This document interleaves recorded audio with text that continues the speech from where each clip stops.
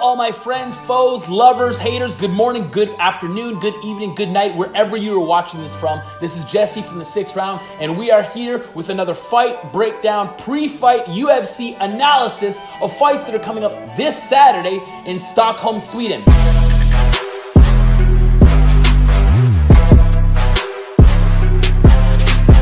Yeah, Sweden, yeah. The co-main event and the main event, it is literally the clash of the light heavyweights. Literally the fight, the winner of one fight could face the loser of the next fight. These four are all in line, and they're gonna battle it out to see who's the cream of the crop. We are gonna start it off with someone who is no stranger to fighting for that light heavyweight strap, but of course coming up short, and that is Volkan Oezdemir against another tough, top contender in the light heavyweight division, and that's Ilir Latifi.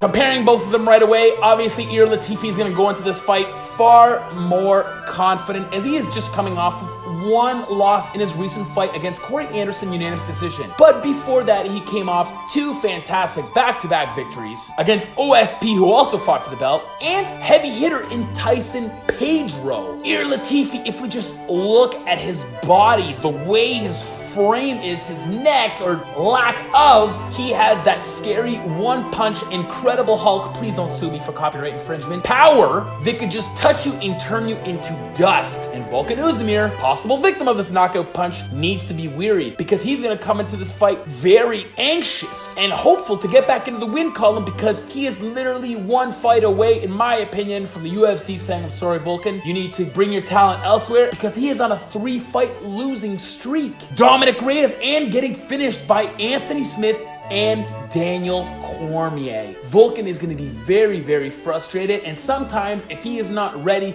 and calm, being eager to get back into that W column could leave you for openings and leave you for that devastating one-punch knockout power that Ilir Latifi has to bring. Now, Ilir Latifi also has unprecedented pressure that he puts on his opponent, and Volkan doesn't like to be pressured. He likes to put the pressure on. So when someone's backing him up, that's usually when we see Volkan fall apart. Now for Volkan in this fight, he's going to need to set that pressure first, because the moment that Ilir Latifi gets control of the center of the octagon is the moment he can target him down, press him against the cage, and just throw bombs and have Volkan Oezdemir virtually trapped. Now, I don't think this is going to the ground. They both have tons of knockouts on their record, but if it is going to the ground, I do think it will be Ilir Latifi to take it there. In fact, that is my keys to victory for Ilir Latifi, is take it to the ground. He has phenomenal submissions, where Volkan Oezdemir never likes to go to the ground. It's either knockout or be knocked out or go to decision. So obviously Ilir Latifi, even though he has that power, he can try to use it, and as a secondary, get ready that if old Volkan Oezdemir doesn't fold in half like origami, that he could take it to the ground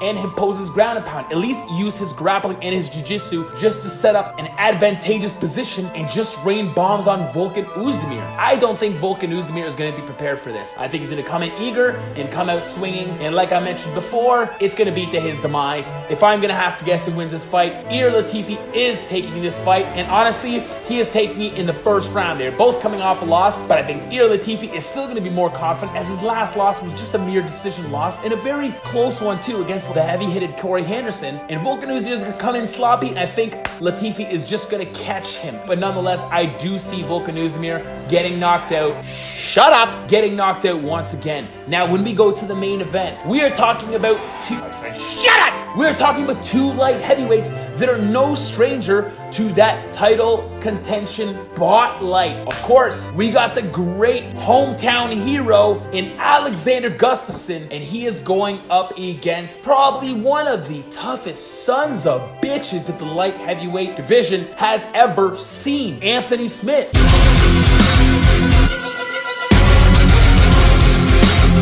Now, both of these fighters are coming off a loss, but although they are coming to the same person, Jon Jones, Anthony Smith showed his mettle and took it to decision, even though Jon Jones used him as a punching bag, where Alexander Gustafsson really lacked confidence for the beginning of round one and ended up getting finished with Jon Jones. And I think all the BS talking just got to his head, and he got a little bit nervous when he was standing against the almighty Jon Jones. And Alexander Gustafsson, before losing to Jon Jones, he came off a 2-fight win streak, but against Glover Teixeira, who's really kind of off the map in terms of title contenders at the 205 division, and Jan Blachowicz. I mean, being 2 in your last 5 fights doesn't really give you this surge of confidence to take you into this fight and get the W. But hopefully your hometown crowd will give you that strength to do so. Now, Anthony Smith is going to want to close his distance. Keys to victory for sure. He's going to want to make this a dirty boxing fight. He loves to be up against cage grappling, throwing those nasty little uppercuts, side elbows, but Gustafsson thrives on that. But where he doesn't thrive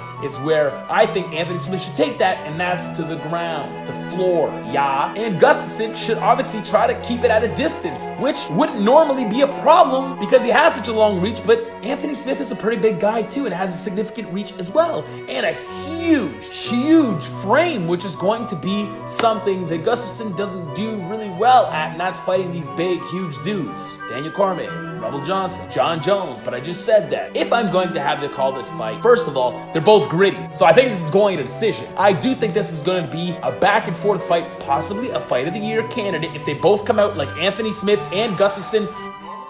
And I just think it's going to be a bloodbath, and they're both going to show their mettle, and they're just going to put on an amazing fight for the fans. And I can see the hungrier, the more experienced, believe it or not, Anthony Smith, because he has almost 45 fights on his record. I think he is going to be able to take Gustafsson into uncomfortable places. Coming off that amazing fight against John Jones, even though it was one-sided, like I said, he just showed his steel and his champion heart. I don't think that Gustafsson is going to be able to survive against him. I think Gustafsson's heart will fold before Anthony Smith's does, and Anthony Smith is going to be able to get the upper hand, possibly even get a finish. But I'm still going to stick to my gut and say decision, Anthony Smith. Anthony Smith all day. I hope he does for sure. Anyways, thank you for watching this before this amazing ESPN Plus fight in Stockholm, Sweden. Thank you so much for rolling with me once again. Like, dislike, negative comment, positive comment, doesn't matter. The only thing that's crucial, the only thing that's needed, the only thing that's literally the most important thing in your life, and of course,